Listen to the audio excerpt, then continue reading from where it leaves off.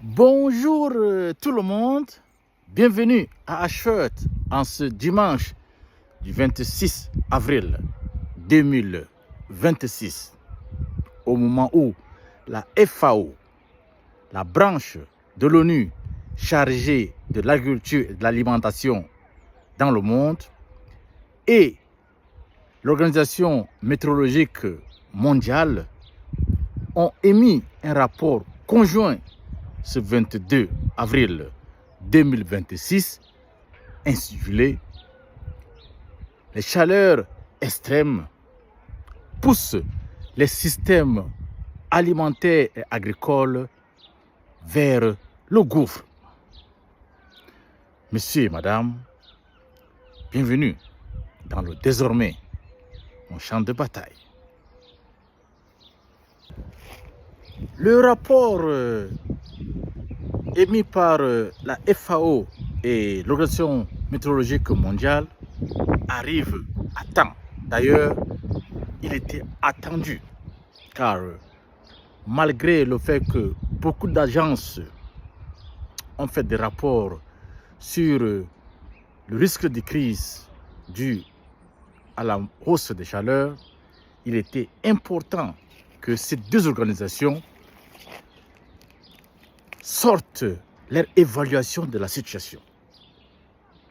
Et ce rapport arrive aussi au moment où, la semaine dernière, j'étais donc à l'est de l'Angleterre, un pays connu pour être froid et bien arrosé, qui au mois d'avril, cette partie de l'Angleterre connaît une hausse de chaleur jamais connue de l'histoire des habitants de cette zone. Le Royaume-Uni en général se réchauffe, le monde se réchauffe et les systèmes agricoles sont mis en mal. Comment doit-on réagir pour qu'on puisse mettre en place une agriculture qui soit résistante, c'est-à-dire qu'elle résiste à la crise, une agriculture qui soit résiliente à la crise, c'est-à-dire qu'après qu'elle ait subi une crise, elle peut se relever. Et ici, dans ce champ, je vous donne les ABC, les pistes qui permettront aux uns aux autres de mettre en place une agriculture qui fera face aux défis dont le changement climatique s'amusera à mettre sur notre chemin. Aujourd'hui, je vais vous parler du BRF. Le BRF, le bois ramial fragmenté. Où peut-on trouver du BRF? Ben, voici un exemple. Le BRF, c'est quoi? Ben, c'est le produit de la taille des branches, des jeunes branches. Ok, généralement les jeunes branches de l'année qui ont un diamètre inférieur à 7 cm. Voilà. Généralement, c'est le produit des élagages. Hein, ceux qui font les tailles des arbustes.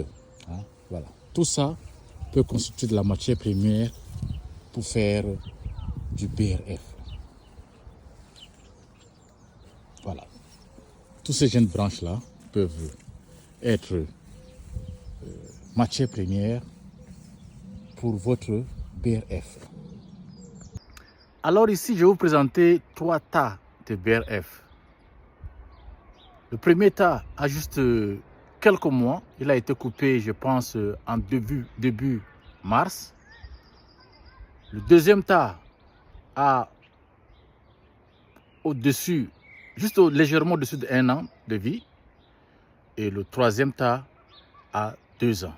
Vous verrez la différence entre ces 3 tas-là. vous verrez que nous sommes partis d'un tas composé de matières azotées et de matières riches en carbone. Et au fur et à mesure, dans le temps, ces deux matières se sont mélangées au point où on ne peut plus faire la différence. Voici donc le premier tas de BRF. Celui-ci a été coupé en mi-mars. Donc il est constitué de matières riches en azote et des matières riches en carbone. Okay? Celui-ci a plus d'1 an. Vous voyez que la décomposition est très bien avancée. Okay? Il reste encore un peu grossier. Et celui-ci a 2 ans. Voilà, il est fin. Et ça, c'est une matière très riche en humus qui aura un apport d'amendement extraordinaire pour votre sol. Voilà. Et ici, vous voyez donc tout le tas de ce BRF que j'ai obtenu, que j'ai mis dans le sac, qui n'a que quelques semaines de vie. Et ce tas-ci qui est là, qui a plus d'1 an, voilà, en décomposition. Et le dernier qui est là, qui a 2 ans, ça c'est ce qu'on appelle l'or noir des agriculteurs. Ça, c'est de la pure magie. Alors, nous n'avons pas reçu de pluie les 10 derniers jours, pratiquement, dans cette région de l'Angleterre. Et vous allez voir, regardez comment mon sol est humide. Tout ceci, c'est à cause effectivement du BRF. Regardez ça. C'est ce BRF qui absorbe chaque goutte d'eau qui tombe ici et la maintient pendant longtemps. C'est ce BRF qui a permis à ce que j'ai des cultures ici pendant ce printemps. Contrairement par exemple à mes voisins qui attendent les pluies pour commencer leur semis. Regardez la vitesse avec laquelle mes plantes, avec ce petit soleil, la chaleur qu'il y a, les plantes donc ont la tête au soleil et les pieds dans l'eau. Tout ceci à cause du BRF. Et regardez la vigueur avec laquelle les plantes grandissent. Si on vous dit que je n'ai pas mis d'engrais ici, vous ne croirez pas. Et regardez. Okay. Nous sommes au mois d'avril. Okay. Regardez ça. C'est à cause du BRF. Et regardez comment c'est sec. Hein? C'est un sol. Regardez comment il est sec. Regardez comment il est sec ici. Impossible de faire une culture. C'était pas du BRF. C'était pas du BRF. Regardez là. Regardez l'humidité qu'il y a ici. Ça, c'est à cause du BRF.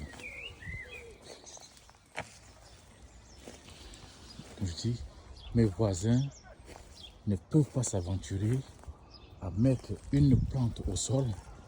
Ici, on a comme de la patate, regardez là. Ils ne peuvent pas le faire tant qu'on n'a pas eu un rythme de pluie conséquent. Tout ça, c'est des lits de cultures qui attendent de nouvelles plantes.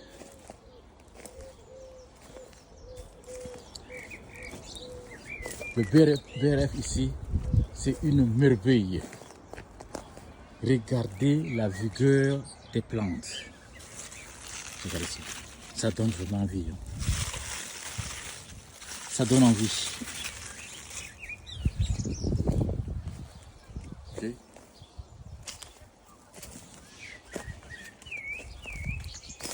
N'eût été le BRF, je ne serais pas là aujourd'hui.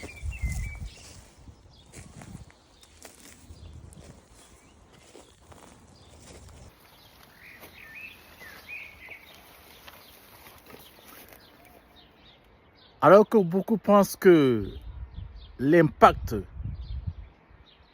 du conflit au Moyen-Orient est derrière nous, alors ils devront vite fait de se réveiller de ce faux rêve-là. Car les impacts du conflit au Moyen-Orient ne vont que commencer à faire surface. Déjà, les experts l'annoncent que d'ici quelques jours, la pénurie du pétrole et du gaz va commencer à se faire sentir, car ce n'est que maintenant que les derniers navires qui ont quitté le port d'Osmout avant sa fermeture commencent à arriver à bon port. Et depuis la fermeture du détroit d'Osmout, il n'y a plus eu aucun bateau qui soit parti. Donc vous voyez le décalage qui est entre le départ du dernier navire et potentiellement l'arrivée du prochain navire après l'ouverture du détroit d'Osmout. Et en conséquence, à long terme, sur le plan agricole seulement, si on s'y maintient, déjà, il y a la hausse du transport, okay, parce que pour faire bouger les matières premières, il faut de l'énergie. Il y a la hausse du prix du diesel, aujourd'hui pratiquement à 2 € le litre, ce qui va impacter sur les quantités des hectares à couvrir pendant ce printemps, pendant la période des semis. Il y a aussi le manque des engrais ou alors le prix élevé des engrais. La tonne de l'engrais est passée autour de 400 € la tonne à pratiquement 800 € la tonne aujourd'hui. Donc on devra faire le choix, soit on fait moins d'hectares ou alors on fait le même hectare que l'année dernière avec des coûts conséquents. Les pays africains ne seront peut-être pas impactés parce que là-bas on utilise très peu d'engrais. Hein. C'est à peine, si on y mettait 20 kilos d'engrais par hectare, hein, comparativement par exemple en Europe où on y met autour de 400 kilos d'engrais à l'hectare. Cependant, et là, il faut que les pays africains écoutent ce message. Les pays africains importent du sucre et du riz de l'Asie. Ces pays-là aujourd'hui connaissent, c'est les pays qui souffrent le plus de la crise au Moyen-Orient, car c'est de là qu'ils se fournissent en engrais et en pétrole. Et si ces pays-là ne peuvent pas ensemencer leurs champs avec assez d'engrais cette année, il y aura moins de riz disponible pour l'exportation. Donc un pays comme le Cameroun ne pourra pas importer ces 1 million de tonnes de riz comme elle a fait dans le passé. La Côte d'Ivoire ne pourra pas importer ces plus de 1 million de tonnes de riz, ni le Sénégal qui importe près de 2 millions. Ce riz ne sera pas disponible à l'automne prochain. Il devient donc primordial que la campagne agricole de cette année, les pays africains en général doivent mettre le bouchée double pour produire eux-mêmes assez pour compenser au risque de pénurie du riz et du sucre que connaîtront l'Afrique d'ici l'automne de cette année. Et pour ceux qui m'ont toujours posé la question de savoir, Martial, mais est-ce que ce que tu fais ici peut se faire sur des grandes surfaces agricoles? Ce que je fais ici se fait sur des millions d'hectares dans les pays de l'Amérique du Sud. Ça se fait sur des millions d'hectares en Amérique du Nord. Ça se fait sur des millions d'hectares en Asie. Il n'y a qu'en Afrique que ceci ne se fait même pas sur des milliers d'hectares. Et le BRF que j'ai démontré ici est un outil indispensable dans l'agriculture de conservation.